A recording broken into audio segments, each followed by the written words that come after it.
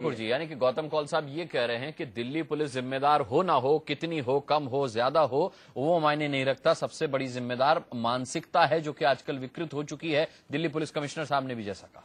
देखिए, मानसिकता विकृत करने के लिए कौन है इसके पीछे, कौन कारण है, कोई जानता है? हम लोग महिलाएं हैं, जानते हैं। हर जगह शराब के ठेके हैं, गांव-गांव में खुल गए हैं, जहां शराब दिखाई नहीं देता था, पुलिस के सामने लोग सड़क पर खड़े होकर के बियर और शराब पीते हैं। और पुलिस भी पीती है। और शराब के ठेके ही नहीं खुले हैं क्योंकि सरकार को उसमें काफी कुछ मिल जाता है, इसीलिए शराब के ठेके से स्कूल के आगे, कॉलेजेस के आगे और सब जगह वहां से लड़कियां जाती हैं, उनके साथ बदतमीजी होती है। और जितने कांड हुए हैं शराब पीकर हुए हैं। तो शराब के ठेके क्यों खोले जाते हैं? दूसरी बात है कि विज्ञापन की वस्तु भी महिलाओं को बनाया गया है, तो हर क्षेत्र में हमें काम करना होगा। पुलिस तो सुधरे ही, लेकिन जनता को भी सुधरना होगा, नेताओं को भी सुधरना होगा, क्योंकि नेतृत्व की कमी है इस देश में। देश को तोड़ा मरोड़ा गया है खंड खंड में इन नेताओं द्वारा, जातिवाद, प्रांतीयतावाद, इस सब के रूप में। तो इसलिए अगर सही नेता होता तो पुलिस भी सही होती।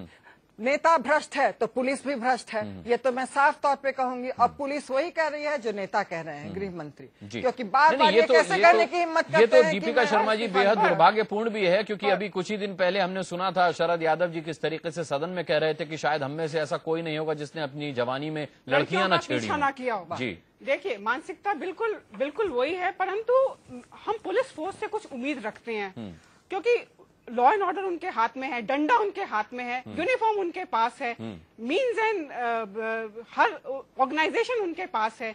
देखिए, अगर पुलिस ये मानसिकता रखेगी कि हम क्या कर सकते हैं, समाज ही ऐसा है, तो फिर ऐसे काम नहीं चलता है। पुलिस के पास पावर है, पुलिस के पास अगर पुलिस अपनी लीडरशिप दिखाएगी, पुलिस लोगों को आश्वासन देगी।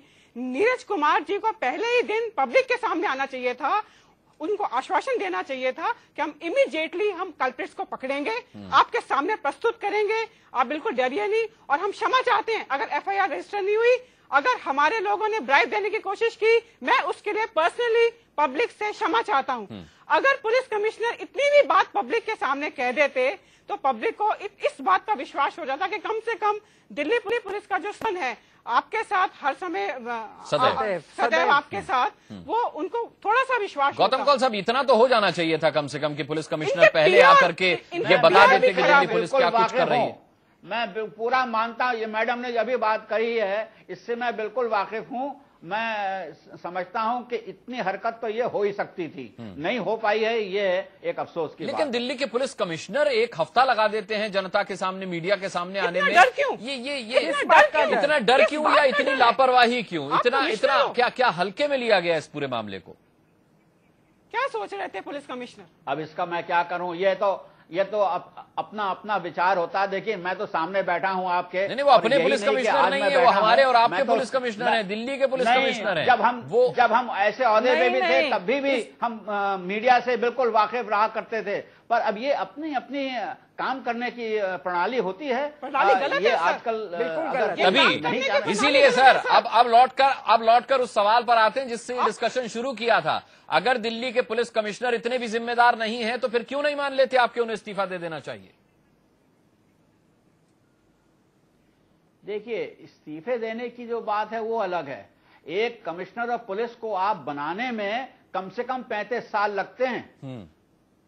35 साल के बाद ये हरकत से वो, और ये जो है, ये कई तरह के उसमें लेयरिंग होती है, एक्सपीरियंसेस की लेयरिंग होती है। समझ लिए कि कहीं सफेद होता है, कहीं काला होता है, पर जो उसका टोटल जो इफेक्ट होता है वो ये है कि हाँ पॉजिटिव है, तभी वो आदमी जो है वो। लेकिन गौतम कौल साहब, पॉजिटिव होता तो कांग्रेस के अंदर से ही आवाज नहीं होती उनको हटा देने की। वाकया के वजह से आप उसको नहीं, ऐसा है ना कि लीडरशिप को आप हटाएंगे तो टीम का जो कोऑर्डिनेशन है वो कोलैप्स हो सकता है। अगर आप हटाना चाहते हैं तो आप जरा ये भी आप हमको बता दिए कि अगला कौन सा अफसर आप नियुक्त करना चाहते हैं। नहीं, टीम ऐसा है कि पुलिस पैसे खा के और उसके बाद मुजरिम कर रहे हैं, 2000 लेके मामला रफा-दफा करो।